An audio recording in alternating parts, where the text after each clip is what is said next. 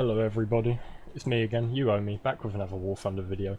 I want to skip this and get past the intro as fast as I can so we can get to the actual content, since I've got a lot of content to cover in this one and I don't really want the video to last too long. I wasn't too sure where it went. It was kind of just me turning on the recording when he didn't really know that I was recording him. And questions that he came up with I ended up answering, and ended up answering for way too long, and he even said that after I stopped all of the recording.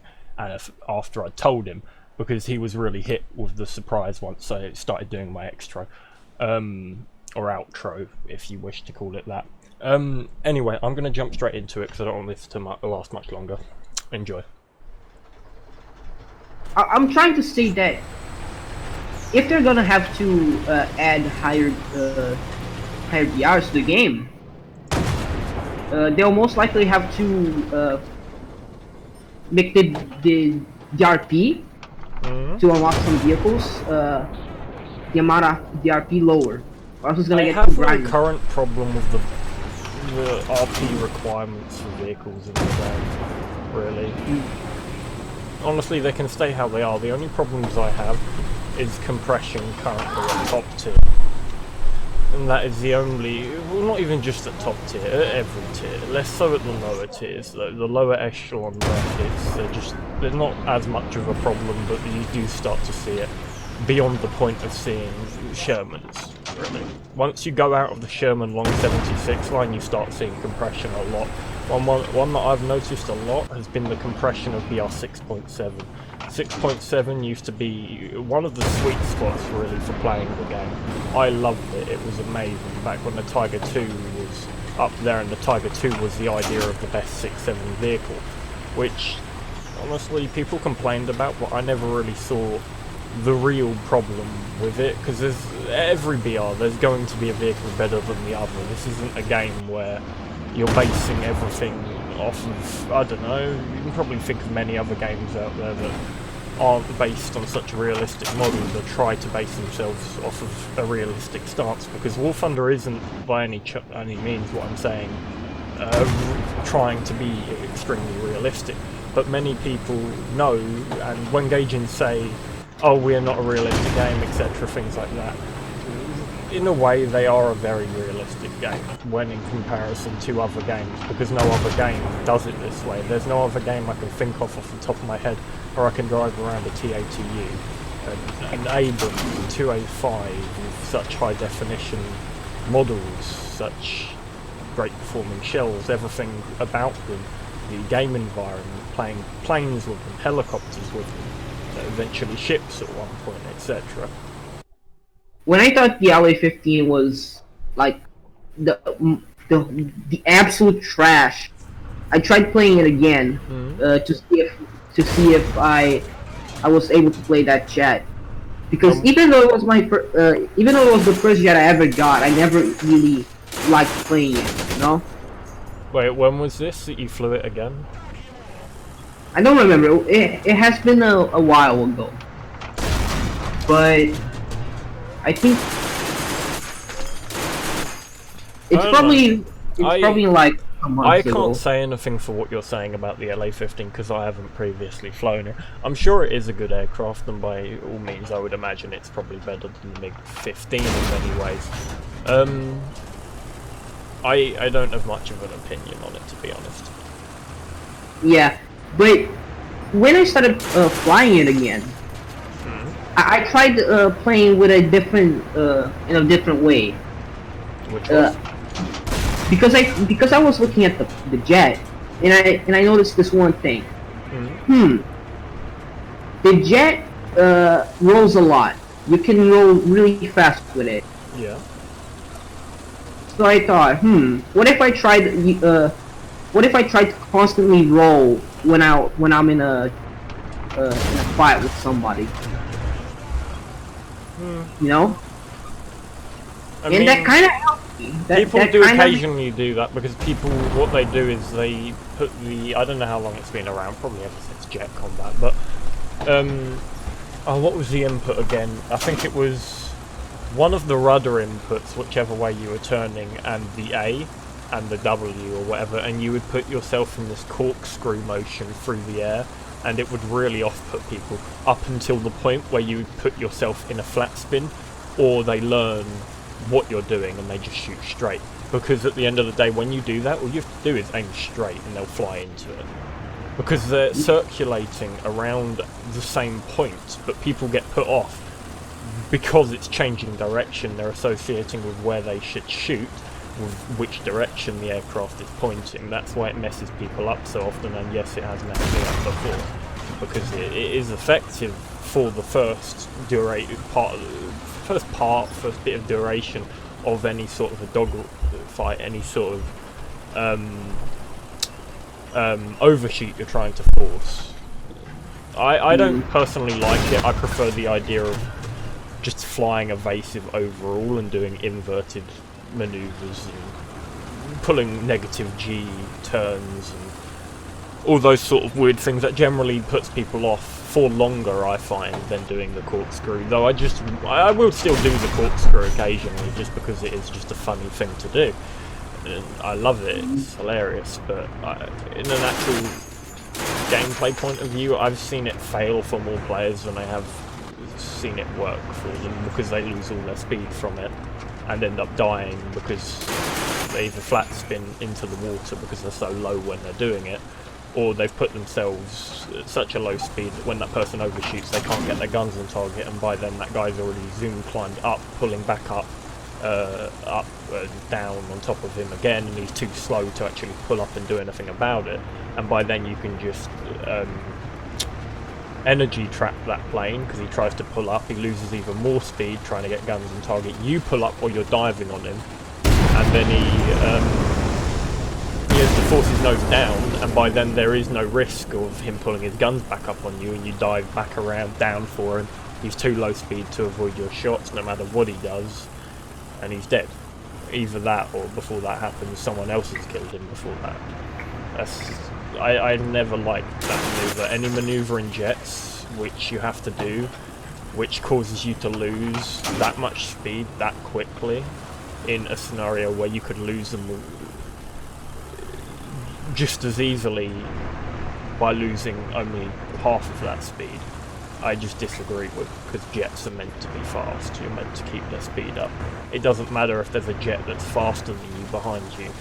It matters a bit more, obviously, but generally I just prefer to have speed within a jet. You can do more with a jet that's going faster than a jet that's going slower. Same for props. Same for generally any plane, apart from biplanes, because those things turn on a dime.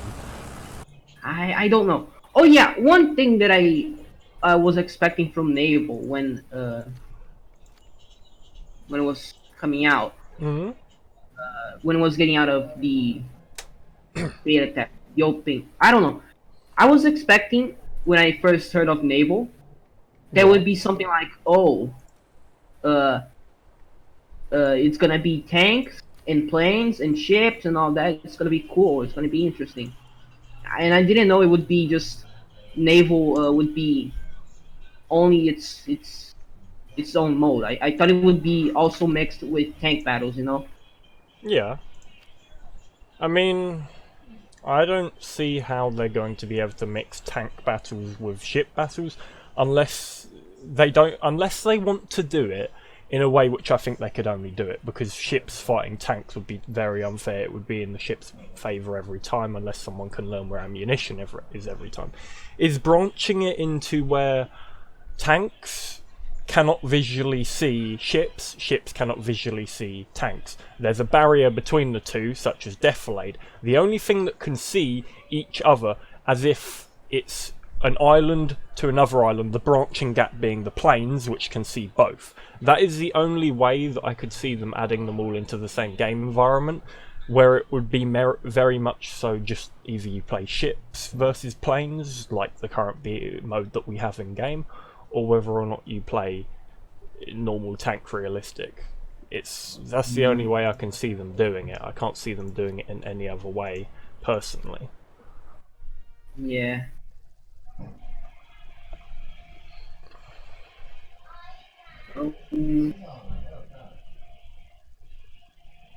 When do you think they're gonna add stuff like battleships and all that? I can't say. personally, when they're going to add battleships and that. Do I see them coming to the game? Yes, because they're one of the main highlights and they're going to be one of the main pull-ins for new players, old players, etc. to come back to the game. I feel like when we start seeing battleships, so we're going to see very few at a time just due to the amount of work, amount of detail that needs to get put into them. But overall, I can see them coming to the game. I mean, the thing that I see a lot is people saying things like, oh, it will just be a slugfest over 30 kilometres, 20 kilometres. Well, that's what it was in real life. I don't personally care. It really doesn't matter, and there's still going to be moments, there's going to be gauge and match design moments where you run into engagements that are 5 kilometres away with battleships. There's going to be moments where you run into destroyers that you can imagine. Destroyers will still be effective. Torpedoes, as they currently are modelled in game, which I disagree with their one-hit kill ability all the time, would annihilate a battleship. Generally, in real life, it was a torpedo to kill battleships and any ship for that matter, really. But yes, I can see them adding them, but I can't say when. All I can really say when it comes down to that is a very long time, really, unless they want to rush it. So, one day they're eventually gonna add space, but we don't know when. What do you mean? Is that they're gonna eventually add the battlefield? Is that what you're trying to say, basically? Oh yeah, they will eventually add them.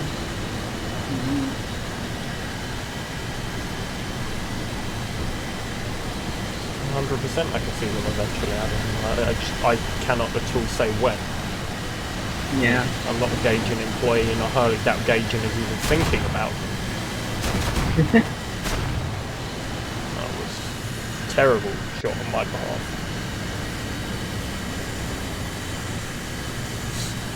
Oh yeah! What? Remember that one ship which had naval mines? Oh yeah. Yeah. I never used it myself, but from what I've heard, it was pretty fun. And I don't know why they haven't implemented that idea further into the game, because it was a cool idea. Yeah, I liked it too. It was... And I'm flying the MiG-15 currently, and I can never get it to work for me. Its guns, I hate everything about it.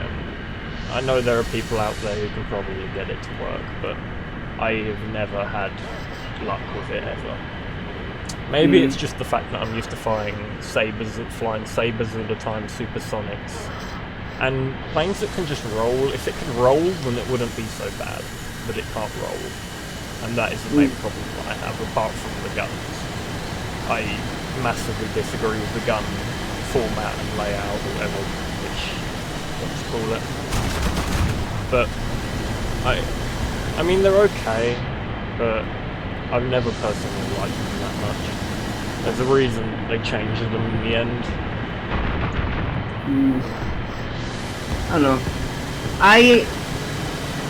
I never used to play planes that much, and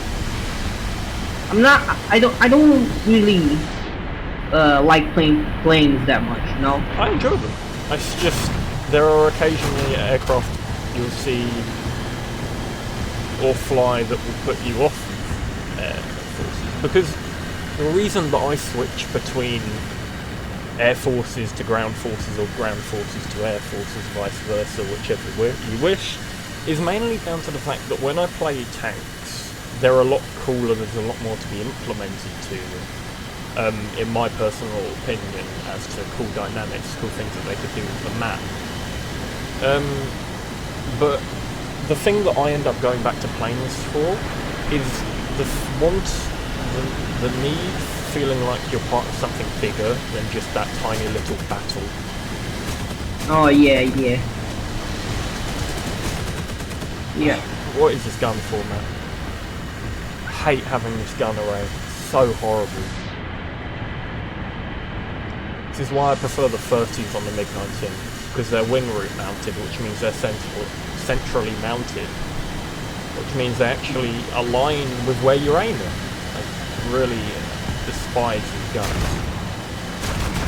Damn. Oh yeah, talking about Russian jets. When I first started playing War Thunder,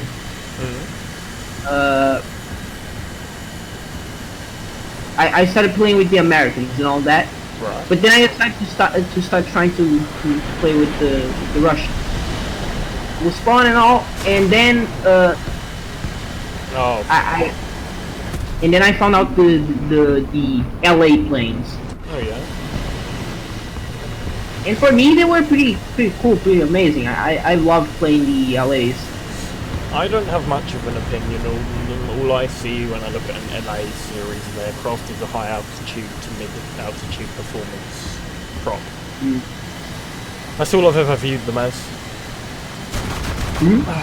God, I just cannot get these guns to work. But yeah, and oh shit. And I thought, these LA prop planes are pretty cool. Yeah. Then, if I get the jet, it's probably gonna be also cool. But then I will. Well, I the LA didn't 200 are you talking about, or the LA 15s? I think it's LA 15s. the LA 15. Oh yeah. The LA 15 Yeah. ain't a bad plane. I haven't got it personally, but it looks like a plane I'd really do. I mean, that was the first jet I ever got, and I kind of have a love-hate relation with it. Because sometimes I like playing it a lot when I used to play with it, but some other times I didn't. I don't Yeah. know, Russian aircraft are very hit and miss. Which I'm seeing from what I'm playing right now. Oh, I just have so many sparks of the 23s currently in game. The 37 kills more often than the 23s. Which you wouldn't imagine from the 30mm spray. Yeah. Yeah. I was first going for the MiGs because I saw people playing with the MiGs and all that, and I was like, oh damn! Okay, if I could go back in time and know what the MiG was like, because I didn't have the MiG backups or supersonics were added, I would have highly advised against going down the Russian line in comparison to other lines currently in the game at that time. The MiGs are horrible, and in my opinion at least, but I have never gotten them to work for me, and it's easier to get a Sabre to work for you than it is this plane. So why would you at all go for anything else over this plane? Over the Sabre. Which is what used to be the meta vehicle for aircraft.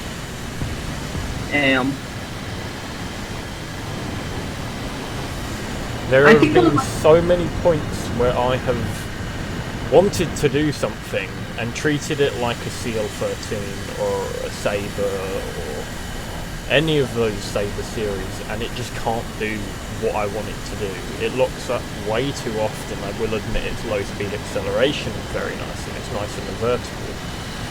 And then I'm told a lot of the time by people that I know, oh, well, you're having a bad time with it, just reverse people. And I try, and it doesn't work.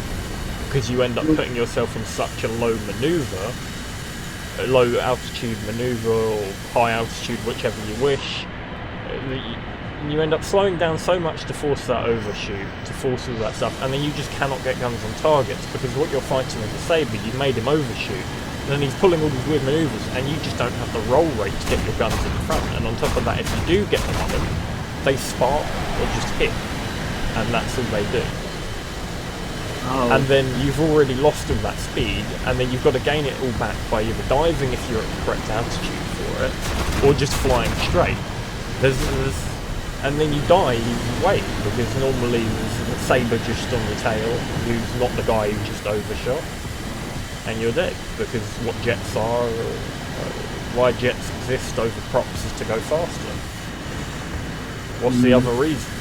I can't think of any off the top of my head. Because you could say for interception, you could say for all these rolls that they're giving, but these rolls at the end of the day all link into their speed, because they can intercept faster if they're going faster. At the end of the day, a jet needs to go fast.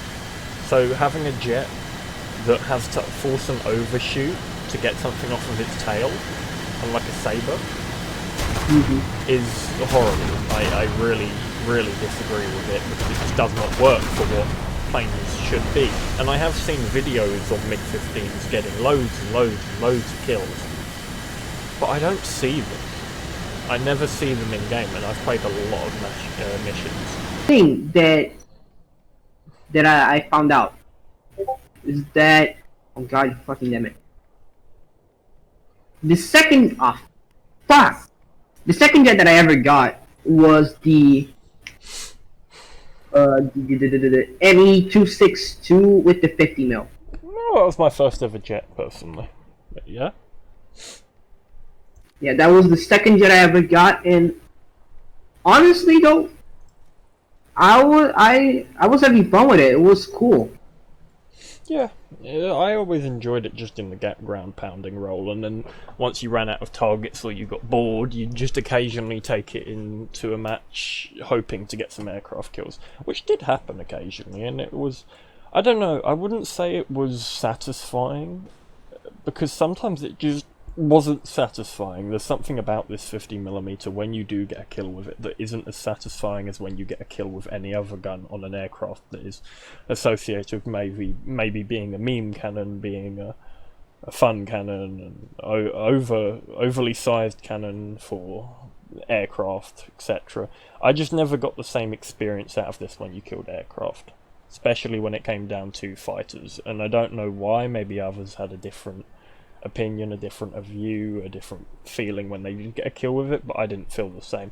It was just very much to me a plane, and when you got a kill, you got a kill. There was nothing special about it.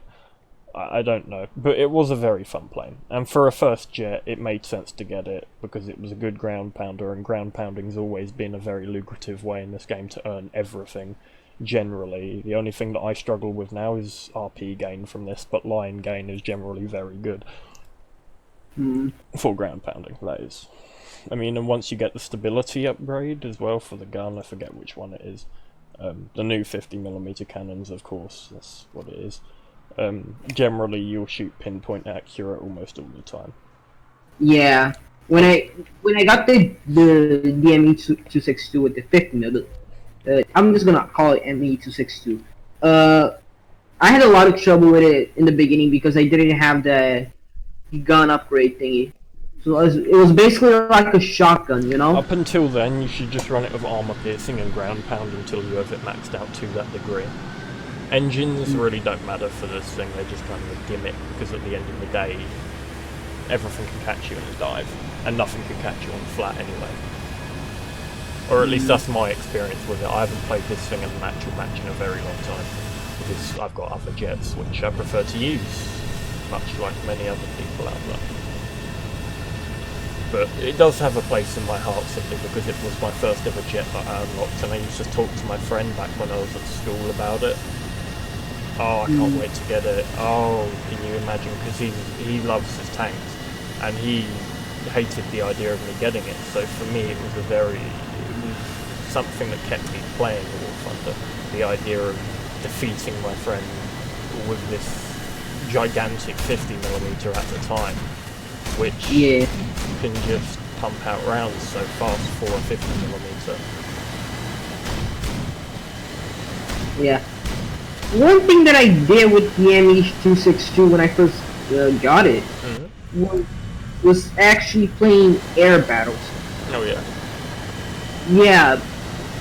When I first started doing it, people was like, "Yo, what the fuck?" Yeah, well, that's the game mode I always played it. Yeah. I just went for ground vehicle.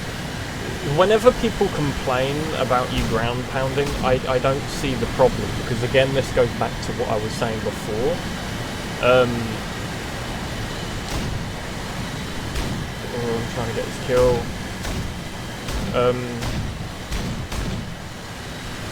This goes back to what I was going to say before.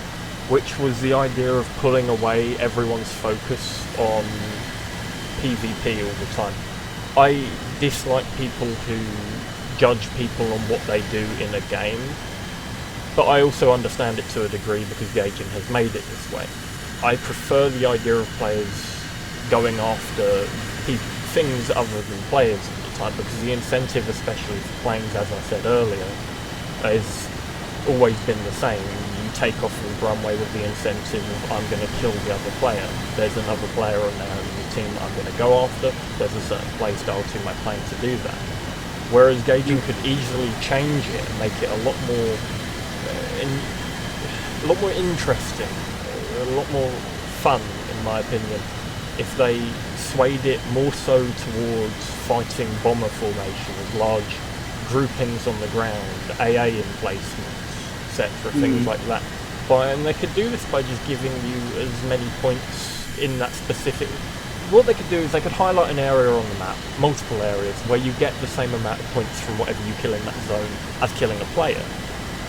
And then you could very much so sway it into what it would have been in real life, which is you focus on all of the infrastructure, things like that, as opposed to those other players, those other planes, etc., whatever you want to talk about. And you could sway it like this and make the game become a lot more like, I'm going to go and intercept this bomber formation, there might be a retaliation for one of their fighters, in which case it would be realistic force, and you're shooting down all their bombers and that, and then suddenly two P-51s come in, so you're flying your 262, you know, red tails, and you shoot down some B-29s, some B-17s, whatever, or even if they implemented just like a low definition P-36 model for more modern day Tu-4s, Tu-95 Bears, things like that, and just made it a more dynamic environment. You could go after that with the idea of being, I want to shoot down these enemies, and you feel like you're a part of something bigger because you're knocking out this massive formation. It's cool, it's interesting, it's something other than shoot down other players. And then it could be the idea of, well, if they're retaliating, then it's just cool. I mean, there's no other way that I can really put it other than that, really. I mean, personally, I would find that so much more intriguing, so much more interesting, having the idea of going after something else or having the choice of an incentive in battle. Because all there is in game currently is go after ground units, which are honestly terrible, and they've been in the game for way too long how they are. There's been no work done to them at all. Oh, come on. There we go. There's been no work done to them at all in any which way, and then apart from that there's also kill players, which is generally everyone's incentive in match, or bomber base. There's been no work done on any of the bombings you can do, anything like that. Occasionally you see the formation of B-29 AIs, but there's only 5 of them, and you get barely anything for it, generally. I used to do that with my ME-163, I believe it's 163, the Comet, and that used to be great fun, intercepting B-29s flying over our airfields. It used to be loads of fun.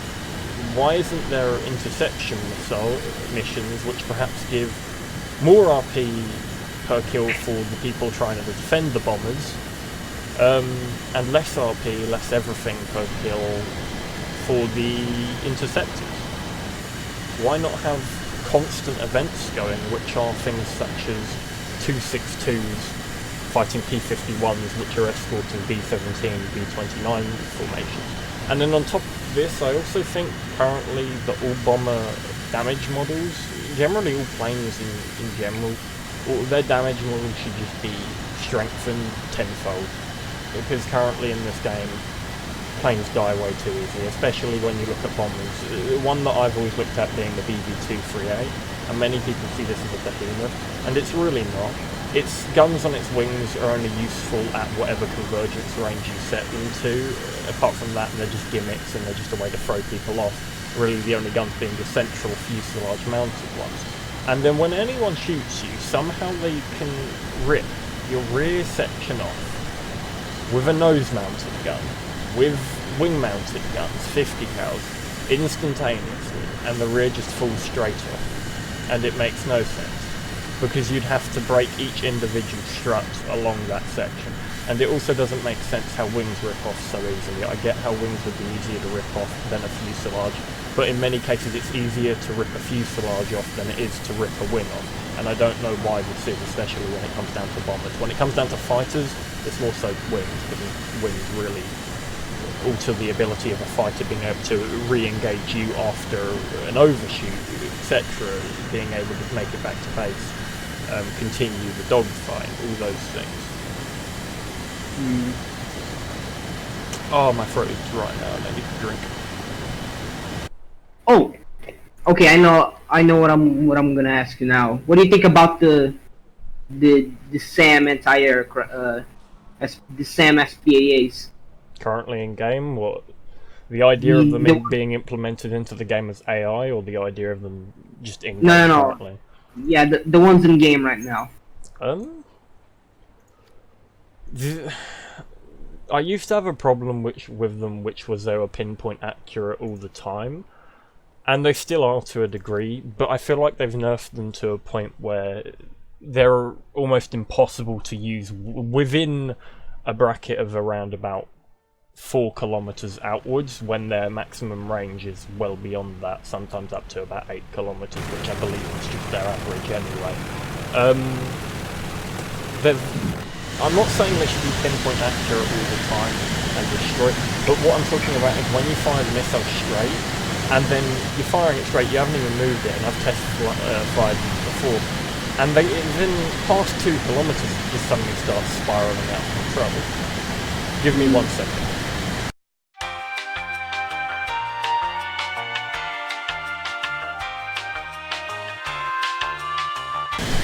I'm back, sorry about that. Oh, that's pizza now. Where was I? What was I talking about then? The missile was spiraling out of control, I think. So, currently in the game, beyond about 2 kilometers, if you haven't fired one already, or if you don't know, you see the missiles suddenly spiral around where you're currently aiming them to. And it's really frustrating, especially when you haven't made any sort of movement to change the direction the missile is flying or following. On top of it, the way that they currently work in game, I don't like. I feel like you should only be able to fire a missile if you lock onto someone. What I mean by this is, you know how there's the current ability in game to lock a target, and they'll show up green whatever you set it to, and there'll be like a square around it telling you difference in velocity, distance, etc., things like that. Yeah.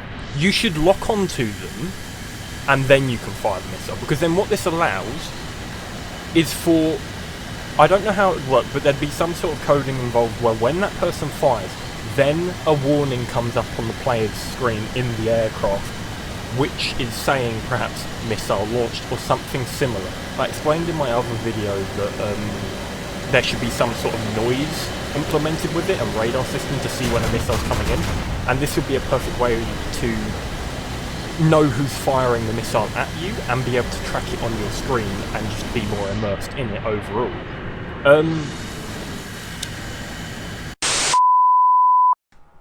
Oh, okay, sorry guys. I'm gonna have to cut it off there. I got to the editing and then realised that all the videos that I had taken recordings were mounted up to easily within the 50-minute bracket for a video, which was way too long. Even this is too long for what I would like to make, which is currently already in the 34-minute bracket, so I'm going to have to cut it off here.